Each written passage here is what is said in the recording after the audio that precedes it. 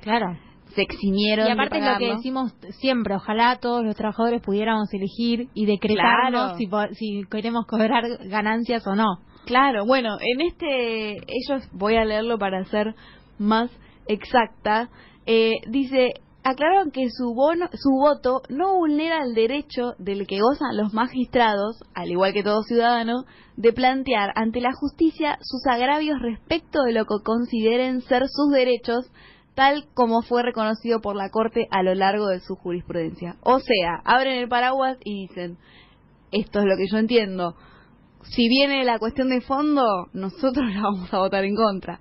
De todas maneras, son 2, nada más. Los otros 3, en su fallo, no aclararon nada, por lo cual se desprende que si viene el tema, igual no que va a venir ahora, porque esto también lleva un proceso de apelación, que sí que no, si llega nuevamente a la Cámara, podría ser que lo voten a favor, de que paguen. Por lo menos, igual en todo esto siempre estamos hablando de que paguen solamente los que entraron a partir de 2017. O sea, poco tiempo. El año pasado y este año, casi 2 años. No hay una cuenta, o yo por lo menos no vi una cuenta de cuántos son. ¿Vos no, de cuántos son no, pero se estipulaba de cuánto se dejaba de percibir.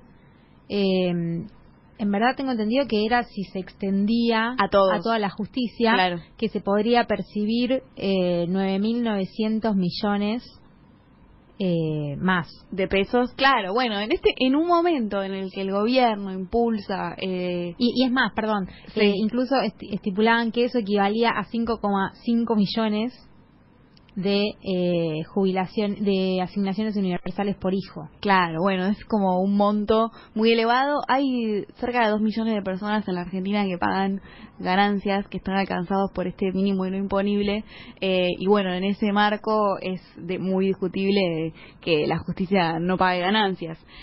Para hablar más del tema estamos comunicadas con la diputada nacional de Evolución, Carla Carrizo. ¿Qué tal, Carla? Mayra García te saluda, ¿cómo estás?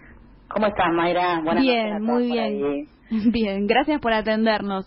Estábamos hablando sobre, bueno, lo que fue hoy el fallo de la Corte, que los jueces avalaron que paguen ganancias los que entraron en enero de 2017. ¿Vos cómo interpretás este fallo? ¿Qué significa? Mira, para mí una enorme desilusión. La Corte tenía la posibilidad de ir a fondo, de tener una posición ejemplar, y la verdad que se perdió esa oportunidad, porque lo que hay que decir y lo que hay que explicar a la ciudadanía... ¿Hola? Sí. ¿Me escuchás? Sí. Bueno. Lo que hay que explicar a la ciudadanía es que en realidad es una victoria pírrica, porque lo que la Corte hizo hoy es decirle, digamos, que el amparo que hicieron un grupo de jueces que decían que no tenían por qué pagar ganancias, que en realidad son 8 jueces de los 700 que tenemos entre juzgado federal y, claro, muy poco, y nacional, y 417 empleados que son los que están de alguna manera dentro del universo de la nueva norma del 2016. Ellos fueron un poquito los que presentaron el amparo, y la Corte lo único que dijo es que no era correcto y que tenían que pagar ganancias. Pero lo cierto es que la ley del 2016 la propia ley es inconstitucional, porque viola el artículo 16 que dice que en las cargas impositivas todos somos iguales ante la ley. Lo que está mal y lo que esperábamos todos hoy es que, además de decir, al menos lo que defendemos la equidad fiscal en la Argentina, lo que esperábamos es que, además de decir que bueno, hay que cumplir la ley y que esa ley, digamos, es inequitativa, que recomendara al Congreso digamos, una sanción de la ley, y que volviéramos a una ley que no los excluya de pagar impuestos a las ganancias, porque en ningún país democrático, de las democracias que funcionan bien, los jueces no son ciudadanos. Y eso se arrogan en un artículo que es el 110, y en una tradición jurídica de Estados Unidos, pues hace 80 años que la Corte de Estados Unidos falló en contra de esa tradición, el famoso fallo del juez Frankfurter, y el argumento es fantástico. Dice, someterlos a los jueces a un impuesto general es meramente reconocer que los jueces también son ciudadanos. En Argentina, los jueces, desde la famosa acordada, digamos, de 1996, dicen, nosotros no somos ciudadanos cuando tenemos que pagar impuestos que pagan todos los ciudadanos, incluso las personas jurídicas. Tienen el esfuerzo, cuando y estamos en una democracia, de solventar, tienen que ser parte de ese esfuerzo colectivo de financiar al gobierno. Y ellos dicen no. Hoy el mensaje que la Corte le dio a la ciudadanía argentina es: ellos sí, nosotros no. No hay ninguna razón constitucional para sostener este privilegio. Una enorme desilusión. Carla, y Jazmín te saluda, ¿cómo estás? ¿Qué tal, Jazmín? Bien, te quería consultar. Habías hablado hace poco, Carlos Rosenkrantz, en varios medios hablando del tema. No se la jugó demasiado, si se quiere, pero sí habló que los jueces, que más que ver si pagan o no pagan ganancias, teníamos que decidir cuánto queremos que ganen los jueces, y daba a entender que un juez, digamos, que había que incentivar al juez para que sea buen juez, digamos, que si cobraba poco, o en todo caso subir los sueldos para que no cobren menos, que es lo que le pasa a todos los ciudadanos que pagan ganancias, que una vez que pagan ganancias cobras menos. Pero ¿qué visión tenés de eso, siendo él el presidente, el nuevo presidente de la Corte? Yo le tengo mucho respeto a él, es una persona muy formada, pero me parece que en este punto tenemos visiones absolutamente distintas. No se trata de cuánto debería ganar. En Argentina todo el mundo debería ganar mejor. Desde un maestro, digamos, a un médico. Se trata de si podemos decir que los jueces tienen privilegios y violan el artículo 16 de la Constitución. Porque el impuesto a las ganancias, mira, Jazmín, Argentina es uno de los países que lidera la presión tributaria en el mundo. O sea, tenemos la cantidad de impuestos que tenemos, lidera de todo, digamos, la media, supera ampliamente la media de los países de la OCDE, que tiene una media del 34%, digamos, Argentina es el 31% del PBI. El resto de América Latina 22%. Pero además de liderar la presión tributaria, la estructura fiscal de la Argentina, el esfuerzo que todos aportamos para mantener el gobierno y los servicios, es absolutamente inequitativo. Entonces, la pregunta acá es si los jueces son también ciudadanos. No importa cuánto ganen, todos quisiéramos que ganen más ellos, y ganen más los maestros, y ganen más los médicos, y ganen más los enfermeros. El punto es si vamos a cumplir y vamos a tener esa idea de equidad fiscal entre todos los ciudadanos. Es una visión muy corporativa. Mira, otro argumento que dicen es que los jueces, esto conspira un poco, viola la idea de independencia. Pero la idea de la independencia del Poder Judicial no es que sea solamente independiente de alguna manera la presión política, que está bien que defendamos que los jueces sean independientes, pero la idea de la independencia es mucho más amplia. Es que los jueces tienen que ser independientes, la justicia, tiene que ser independiente de los propios jueces, también de los prejuicios y de sus propios intereses. Y hoy el mensaje que nos dio el Poder Judicial es que no tenemos una justicia que sea independiente de los jueces. Y eso no está bien en un momento en el que los argentinos, por suerte, estamos descubriendo la idea de la ciudadanía fiscal. ¿Cuánto aportamos y cuánto nos dan? Y queremos ser exigentes, y está bien que lo seamos. Me parece que la Corte se perdió una oportunidad histórica de ir a fondo, y el mensaje que nos dio es: preferimos mantener el privilegio. Y creo también que la ley del 2016 que votamos es una ley inconstitucional. No hay ningún argumento para decir que la antigüedad no es un criterio, digamos, que regula impuestos en Argentina. No podemos decir los jueces a partir de, o todos los empleados judiciales, porque no son los jueces, son los empleados judiciales, el Ministerio Público, y son las 24 provincias. Miren, el jefe de gabinete, nosotros le hicimos una pregunta: ¿cuánto nos perdíamos? En 2016, 9.854 millones. Es el presupuesto equivalente a lo que invertimos en salud.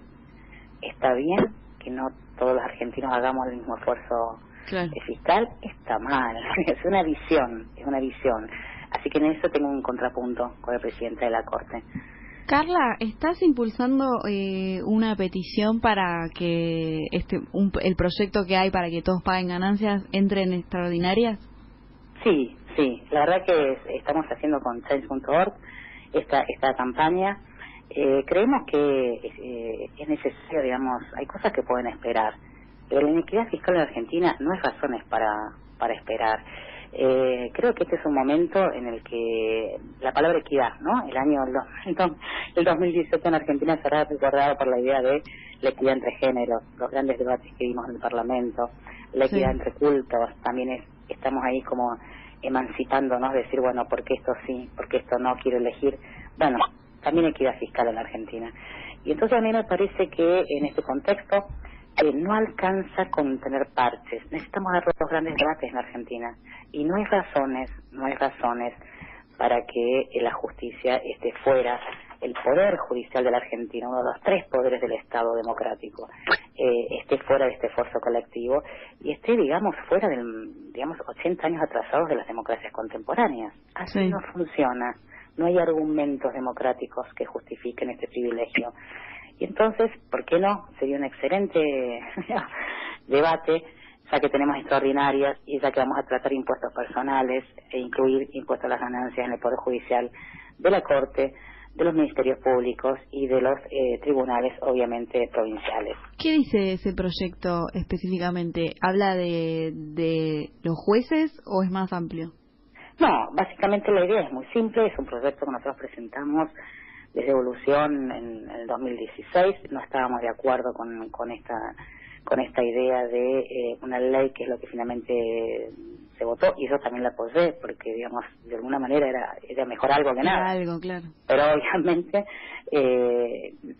la ley no es constitucional porque no, digamos, en ningún trabajo, digamos, vos decís, bueno, pagan en función de la antigüedad. Entonces, digamos, si no lo exigimos a uno de los 3 poderes públicos del Estado, ¿a quién le vamos a exigir el esfuerzo democrático? Entonces, el proyecto es simple. El proyecto es que nadie está exento de cumplir con el artículo 16 de la Constitución Nacional. El impuesto a las ganancias es un impuesto, digamos, directo, personal, no tiene que ver con cuánto uno gana, sino que tiene que ver con por qué el Poder Judicial, los integrantes y empleados, no. Tuvimos la posibilidad de debatirlo justo en una de las últimas sesiones que tuvimos y la verdad que a mí me sorprendió, incluso partidos de izquierda y demás no quisieron, digamos, debatirlo. Hemos alterado el orden del día por paridad y por otras cosas súper interesantes. Creo que fue la noche de presupuesto. Exactamente. Claro. Y no fuimos capaces de avanzar. Entonces, los jueces tienen que entender, a mí me hubiese encantado hoy una recomendación de ese tipo a la Cámara de Diputados. Los jueces tienen que entender que esto es, necesitamos una democracia sin privilegios. Es muy asimétrico. Y la democracia se consolida con leyes, con leyes que generen esa idea de equidad.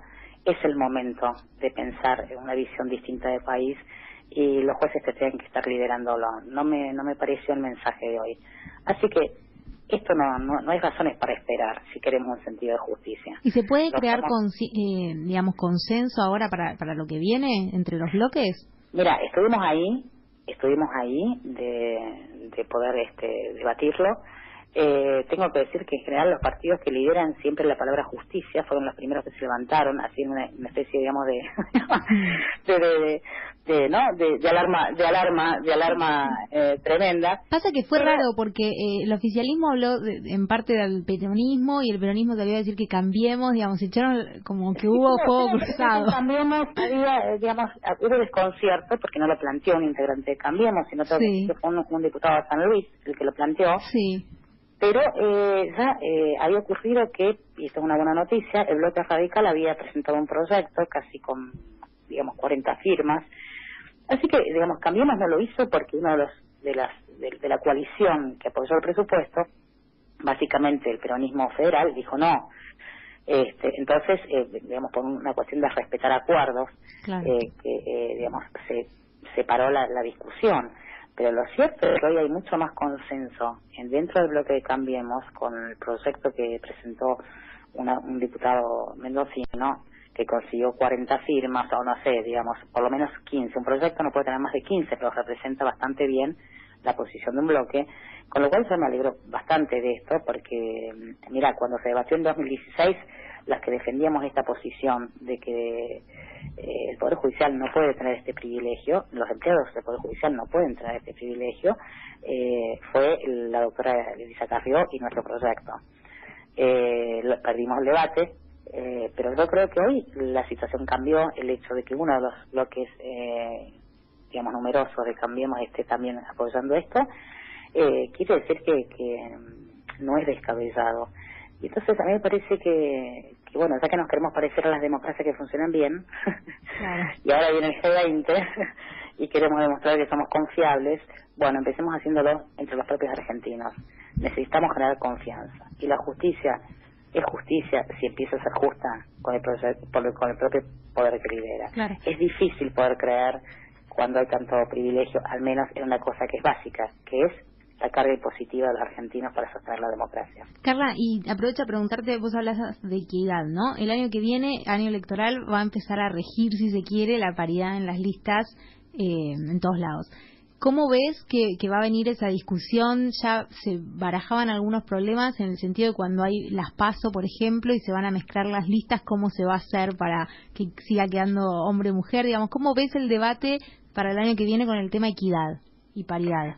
Mira, lo bueno de la ley de paridad es que es mucho más clara que la ley de cupo. Porque la ley de cupo siempre decía el 30% del total de la lista y el 30% de la digamos, ¿no? De las listas de abajo. De los últimos lugares que eran más competitivos. Hasta que se pudo judicializar y dijimos, no, son de los 3 primeros lugares, 2 y 1. Así que siempre las mujeres iban en el tercero. La paridad es muy literal, es 1 y 1.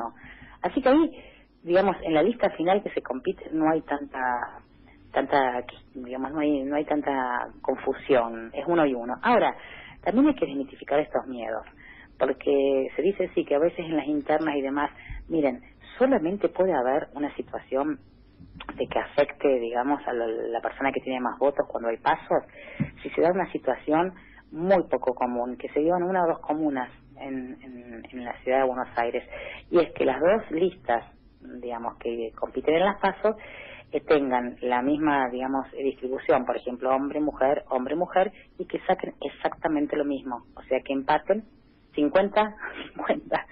Normalmente son situaciones de excepción, de modo que lo bueno de la paridad es que no necesita tanta reglamentación.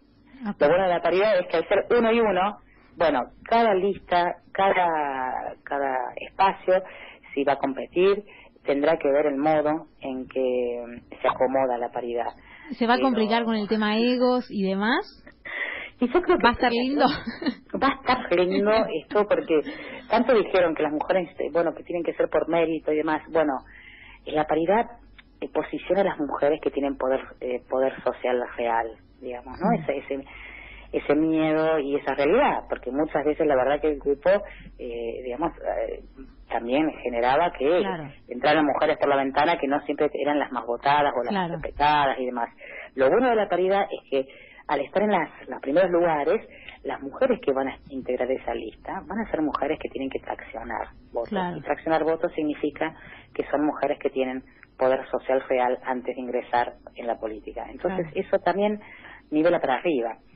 Que a veces en mérito sí, sexo no. Bueno, ocurre que la paridad potencia ambas, equidad de género y que las que lideren o estén en los primeros lugares sean perfiles de liderazgo femeninos que de alguna manera tienen su propio perfil y no son de alguna, bueno, no son parientes o amigas o llegan para completar la lista, ¿no? Hoy le hicieron, y vos participaste, un homenaje a Mabel Bianco en el Comité Nacional y estuvo Martín Lustó. ¿Se puede decir ya que está todo bien con el radicalismo de cara a 2019? Bueno, qué bueno, sí, la verdad fue un homenaje buenísimo porque Mabel se lo remerecía y después de todos los grandes debates que dimos con el hashtag Mabelizate, la verdad que necesitábamos un cierre homenajeándola. Mira, Martín es un afiliado radical y el Comité Nacional es para todos los afiliados radicales. Nosotros no pedimos permiso para ingresar al Comité Nacional, así que eso es de todos los radicales. Lo que sí, bueno, en el radicalismo tenemos visiones distintas y esas diferencias se expresan, bueno, obviamente en las posiciones que tenemos a veces en las políticas públicas frente a Cambiemos. Sí. Pero yo creo que, bueno, es un año interesante, digamos, políticamente, es un año en lo que nosotros vamos a hacer lo que siempre hicimos, afianzar la identidad. Nosotros creemos que hay que pensar y tener una visión de país y ese sentido para nosotros siempre es una politización en positivo. y lo que no nos está gustando es que siempre la Argentina tiene que elegir entre lo menos malo, ¿no? Entonces, la polarización puede ser una estrategia electoral, pero no es una estrategia de consolidación democrática. Carla, ¿y Martín va a jugar en la ciudad o se hablaba mucho de una interna a nivel nacional con el presidente por parte de la UCR? Bueno, esas son respuestas que las tiene que dar Martín y las dirá en nuestro espacio. Nosotros en realidad tenemos la idea de construir sobre lo construido. Creemos que los errores del pasado, incluso del presente, no se pueden resolver proyectando el pasado. Necesitamos todos los espacios políticos tener una mirada distinta a la Argentina, pensar el país, salir de la coyuntura. Me parece que el gran aprendizaje de estos años es hacer menos oficialismo. El desafío es hacer el gobierno. El gobierno quedan políticas públicas, y esta cosa de polarización, cortoplacismo, no se genera una democracia con calidad desde esa estrategia. Así que bueno, veremos. Mientras tanto, bueno, estamos un poco acompañando el proceso de cerrar un año parlamentario que no fue óptimo, pero creemos que los argentinos tenemos que empezar a pensar con otros en lugar de empezar a pelear con otros. Y me parece que esa es una etapa que se cerró en la Argentina. Sabemos que eso no nos produce bienes públicos, nos permite, nos lleva siempre a estar en el